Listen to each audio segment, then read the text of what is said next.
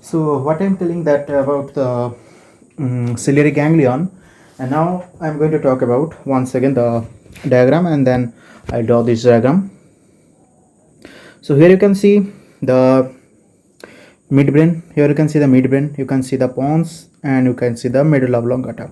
Okay, and from the midbrain you can see, from the midbrain, your third nerve nucleus here at the superior colliculus level of the midbrain, your third nerve nucleus is there, and this third nerve is emerging from the midbrain, and at the level of cavernous sinus, this third nerve is divided into upper division and lower division. Okay, along with this third nerve, one nucleus you can see here, Edinger-Westphal nucleus.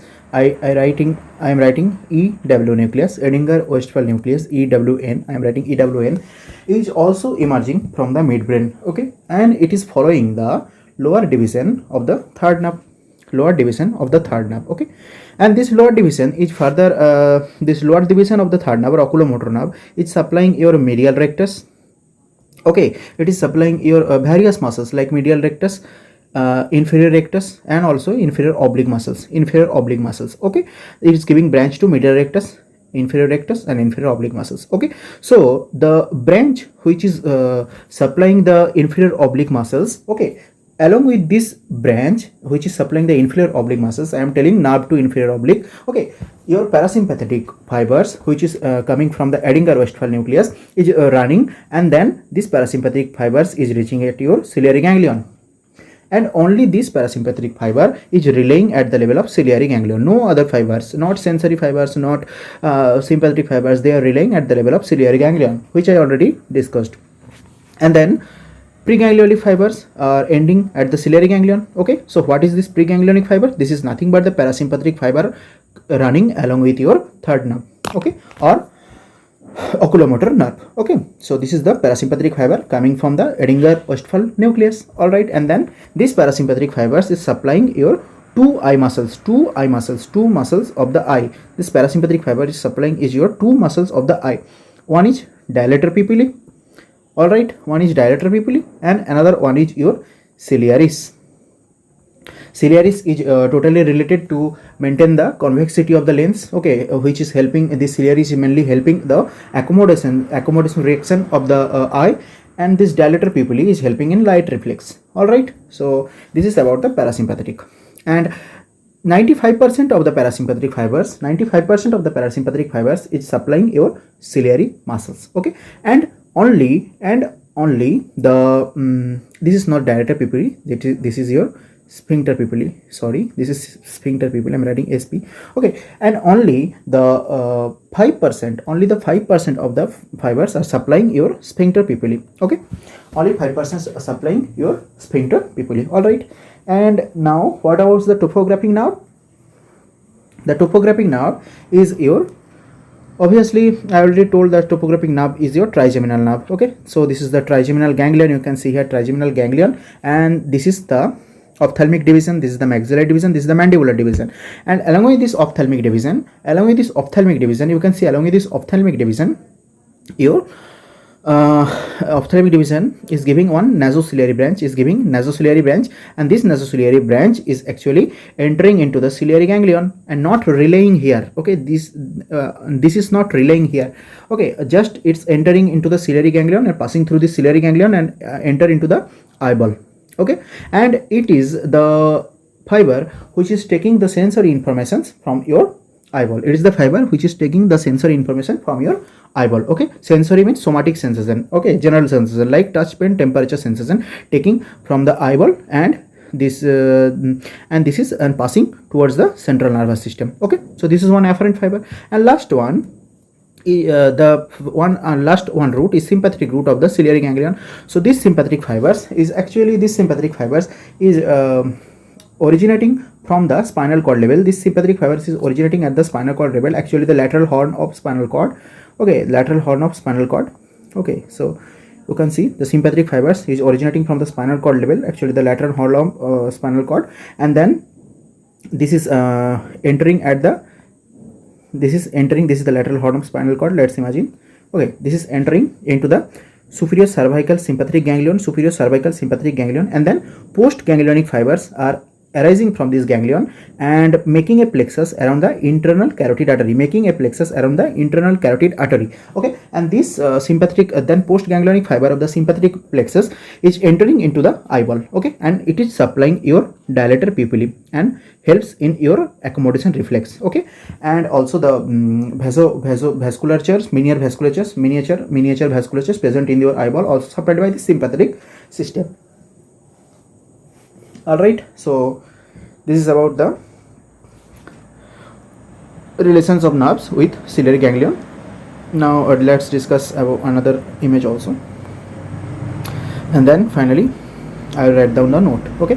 Here you can see here there is your eyeball, this is your eyeball, and this is your eyeball, this is your choroid, the vascular choroid. Then outermost is your sclera. You can see the outermost is your white sclera, okay. This is sclera, I am writing sclera, and in the choroid here I am writing C, okay. So you can see here the muscles, various muscles also you can see here. This is what? This is your sphincter pupillae or iris sphincter, which is supplied by parasympathetic system, parasympathetic nerves. And what is this?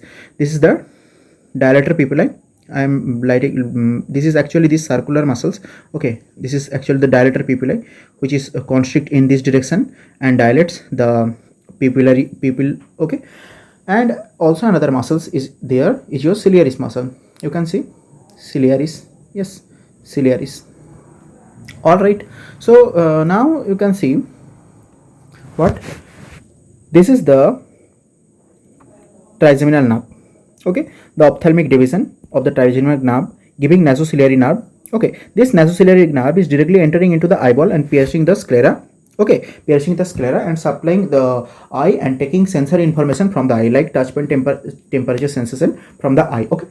And one branch of this nasociliary nerve, okay, and one branch of this nasociliary nerve, this one you can see, this one, this is entering into the ciliary ganglion. Here you can see the ciliary ganglion, okay, you can see the ciliary ganglion here entering into the ciliary ganglion and emerging out without relaying in the ciliary ganglion, okay. But one branch of nasociliary nerve is directly entering into the eyeball, piercing the sclera, and this is called your long ciliary nerve. This is your long ciliary nerve. So long ciliary nerve is the branch of your ophthalmic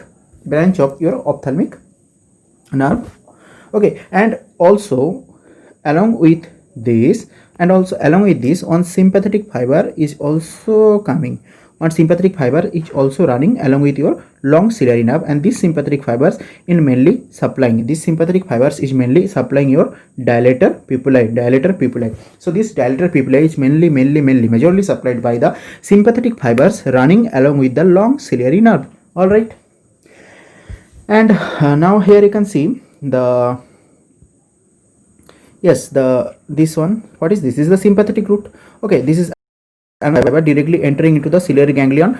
This is the post ganglionic fiber of sympathetic entering into the ciliary ganglion, then without relaying in the ciliary ganglion, not relaying within the ciliary ganglion, emerge out and piercing the sclera and enter into the eyeball, okay. And this sympathetic fiber is mainly supplying the choroid, various the vascular structures present around the choroids, okay.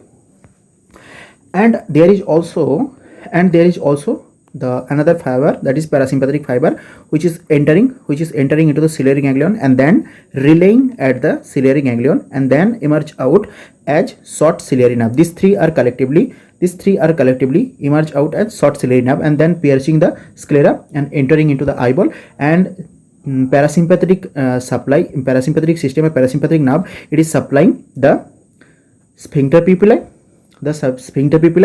yeah, here is the sphincter pupillae, okay, and also the ciliaris muscle. So 95% of the parasympathetic supply to ciliaris muscle and only 5% supplying the sphincter pupillae. All right, so now during the cataract removal surgery, so during the removal of cataract, one what happens, the blocking of ciliary ganglion is done during the cataract removal. Why?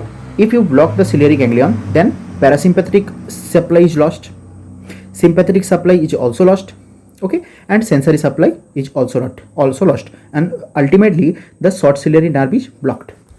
If the parasympathetic fiber is lost, then supply to what? Then supply to your sphincter pupil is also lost. Then pupil is not constricted now. All right, but your long ciliary nerve is not blocked, and we all know that along with the long ciliary nerve, one sympathetic fibers is piercing into the coming and piercing into eyeball and supplying the dilator pupillae. So what happens? Pupil remains dilated, which is necessary during the removal of cataract. Okay, so let's now write down everything, the summary, and write down the note. Yes, so first of all, one AIMS question, previous year's AIMS question is, what is the location of your ciliary ganglion? Okay, so ciliary ganglion is located in your, where it is located? Ciliary ganglion is located in the orbit. Ciliary ganglion is located near the apex of orbit, in between the optic nerve medially and lateral rectus. This is the lateral rectus laterally, and optic nerve medially. Okay, and here is the exact location of your ciliary ganglion. This is the ciliary ganglion. Okay, ciliary ganglion. Okay, so ciliary ganglion is located near the apex of the orbit. Okay, medially optic nerve, and lateral rectus muscle. In between these two structures, your ciliary ganglion is located. All right. Okay, so now let's talk about this diagram. Which diagram? Now here you can see, this is your midbrain, pons and medulla. I am drawing these things like midbrain. Okay, I'm writing midbrain. This is your pons, I'm writing P, and this is your medulla oblongata. All right, so from midbrain at superior colliculus level, your third cranial nerve nucleus is present at superior colliculus level of midbrain, and it is emerging out from the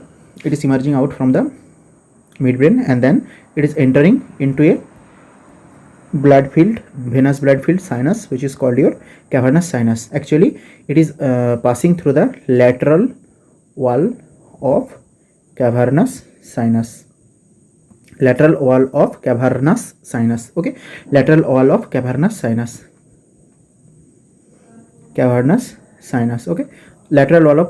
passing through the lateral wall of cavernous sinus. So now just I am writing CV. Okay, now just I am writing CV to denote the cavernous sinus. So this is your lateral wall of cavernous sinus, lateral wall. And then when it is when the third cranial nerve nucleus, the oculomotor nerve nucleus, is emerging out from the cavernous sinus, it is divided into two divisions. Okay, the upper division and the lower division. All right, so this lower division is supplying various muscles. Like this lower division is supplying your medial rectus muscle. This lower division is supplying your inferior rectus muscle. Okay, and this lower division is also supplying your inferior oblique muscles. Now in this discussion for ciliary ganglion, our only inferior oblique branch is important. So nerve to inferior oblique is only important. All right, so now near the third cranial nerve nucleus, there is also another nucleus. This is your Edinger-Westphal nucleus, EWN. I am writing EWN, Edinger-Westphal nucleus. Okay, this is parasympathetic nucleus, and the parasympathetic fibers are also coming from Edinger-Westphal nucleus is running along with the third cranial nerve and entering in the cavernous sinus, and then it is just following the lower division of the oculomotor nerve. Okay, and then in the lower division it is then goes along with the inferior oblique division. Okay, so nerve to inferior oblique branch. This is the nerve to inferior oblique branch. Okay, this is the nerve to inferior oblique branch, and here you can see the parasympathetic fibers, the yellow fibers is following just the nerve to inferior oblique. Okay, and then this is entering where? Then this is entering into the ciliary ganglion. Okay, here I am drawing the ciliary ganglion. Okay, so then it is entering into the ciliary ganglion. What is this? This is ciliary ganglion. Yes,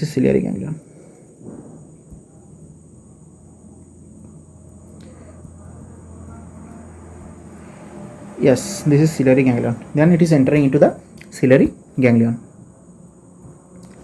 Okay, so now parasympathetic fibers is entering into the ciliary ganglion. It detached from the nerve to inferior oblique and entering into the ciliary ganglion, and in the ciliary ganglion it is relay within the ciliary ganglion. Only the parasympathetic fiber is relaying within the ciliary ganglion, and then the postganglionic fibers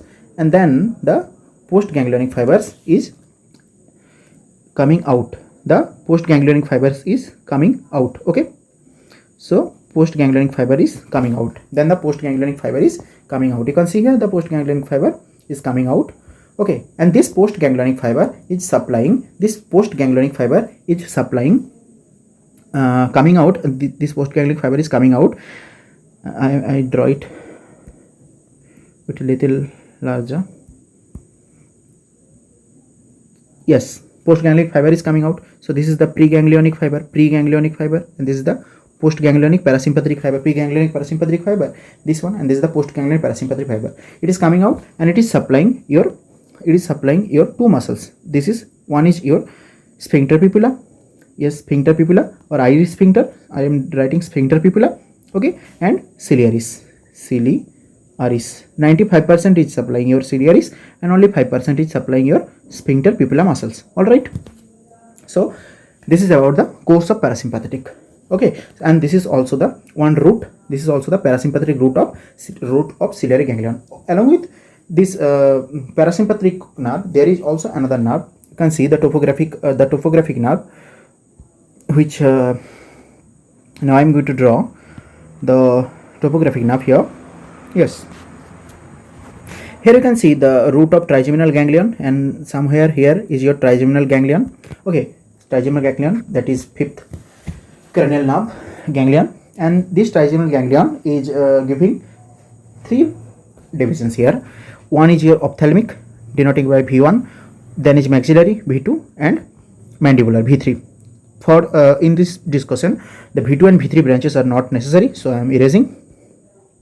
Only V1 is required. Okay, so only V1 is required. V1, that means ophthalmic. So or also the ophthalmic is not totally required here.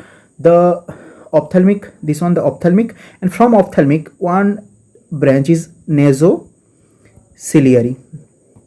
Actually ophthalmic, the V1, it is giving three nerves. Okay, one is frontal, nasociliary, and lacrimal. Okay, for this discussion, lacrimal and frontal is not required, only the nasociliary is required, because the nasociliary nerve is topographic nerve. I am writing TN for your ciliary ganglion. That means it is anatomically related with your ciliary ganglion. All right, so for this discussion I am erasing this much.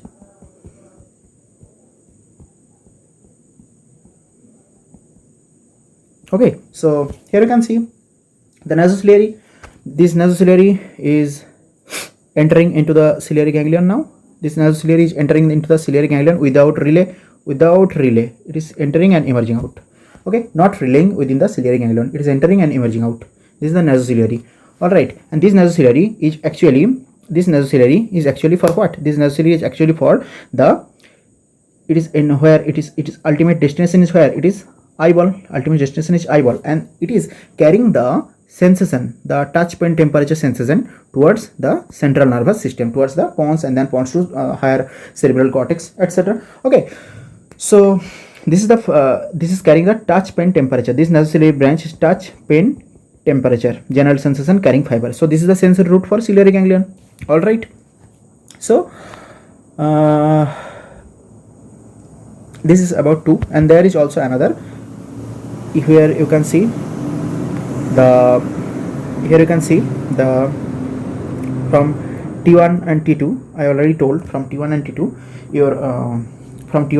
your sympathetic plexus, sympathetic fibers for head neck region, supplying the head neck region, are arising generally from T1 and T2. Okay, so this area is also called, this is actually here is your spinal cord. You can see this is the spinal cord.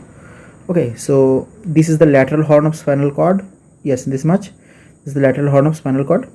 Okay, this lateral horn of spinal cord, from here T1 T2 level, sympathetic plexus are arising. This is called your ciliospinal center of Budge, BUDGE. Okay, from here your sympathetic fibers are arising. So your sympathetic fibers are arising from your ciliospinal center of Budge. Okay, so and this is at T1 T2 level. So your preganglionic sympathetic fibers are arising from the ciliospinal center of Budge, and then these preganglionic fibers are going to one ganglion, sympathetic ganglion. Obviously this is called your superior cervical ganglion. This is called your superior cervical ganglion, and then it is relaying at the superior cervical ganglion. This is sympathetic ganglion, and then post ganglionic fibers. Okay, post ganglionic fibers I am marking with another color, light blue. Okay, the post ganglionic sympathetic fibers are emerging out and making plexus around the internal carotid artery. They are making plexus around the internal carotid artery, and then they are entering into the ciliary ganglion. This is the post ganglionic sympathetic fiber. Okay, entering into the ciliary ganglion and not relaying in the ciliary ganglion, and then ultimately it is reaching the eyeball. And then it is supplying the dilator pupillae. Actually this fiber is not supplying dilator pupillae, it is actually supplying the miniature vascular, miniature structures of blood vessels, miniature blood vessels is supplied by this fiber. Actually dilator pupillae is supplied by the long ciliary nerve. Okay, this thing I will discuss little later. And here you can see these three fibers are, when they are emerging out, when they are emerging out from the ciliary ganglion, as short ciliary nerve. These fibers are emerging out from the ciliary ganglion as short ciliary nerve. All right, short ciliary nerve. So in short ciliary nerve, I am writing, in short ciliary nerve there is one post ganglionic parasympathetic fiber. Okay, one post ganglionic sympathetic fiber. Yes or no? Yes. And there is also one sensory fiber. Okay, this postganglionic, sensory, and not postganglionic, this is only sensory fibers. This is true or false? True. All right, so here you can see the ciliary ganglion. You can see also one thing about ciliary ganglion. Your ciliary ganglion, there is one preganglionic parasympathetic fiber. Yes or no? Yes, there is one preganglionic parasympathetic fiber. Obviously it is true, preganglionic parasympathetic fiber, this fiber, and also postganglionic parasympathetic fiber. Yes, but only postganglionic sympathetic fiber. All right, this is another point.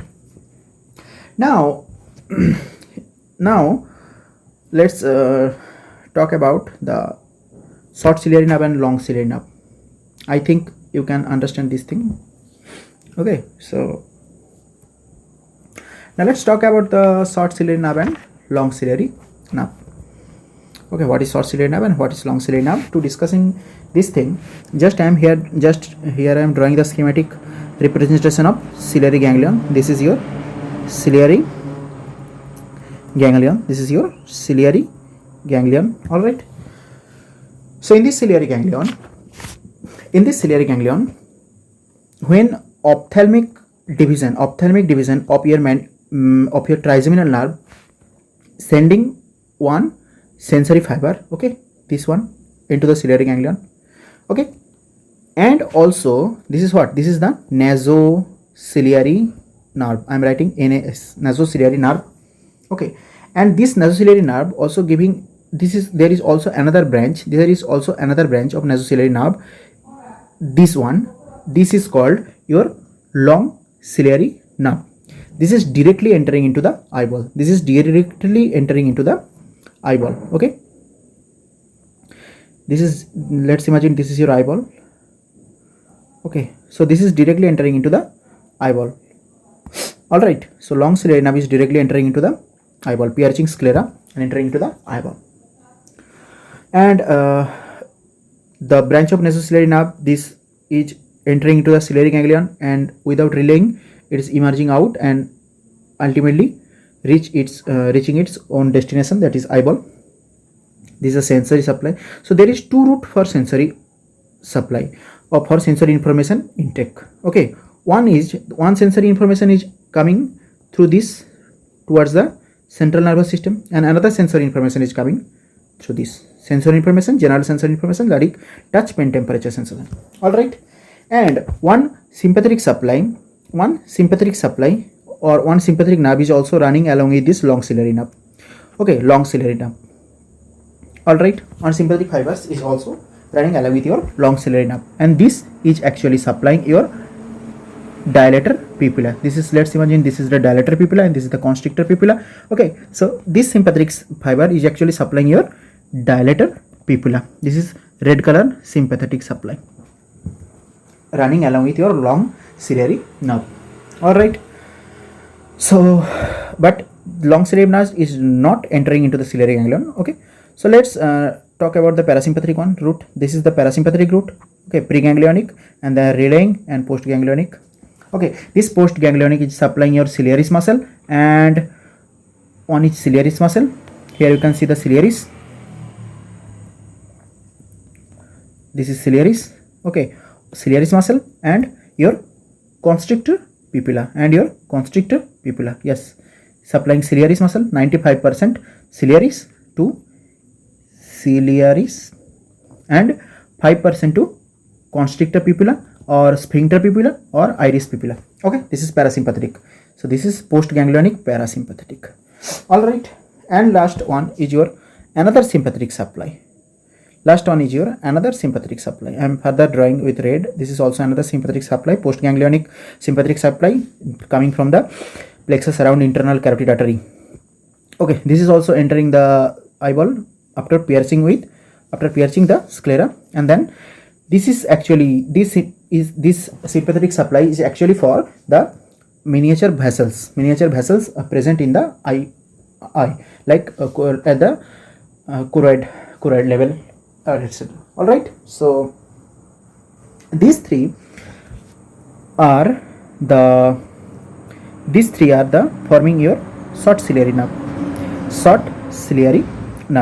So here you can see the short ciliary nerve is forming with one sensory fiber, one postganglionic parasympathetic fiber, and one postganglionic sympathetic fiber. But long ciliary nerve is forming only with one sensory fiber and one sympathetic fiber. The sympathetic fiber which is coming from the nasociliary nerve. Okay, so this is, I think, the discussion about your ciliary ganglion. All right, so now let's talk about the next ganglion. Okay, which is the pterygopalatine ganglion. So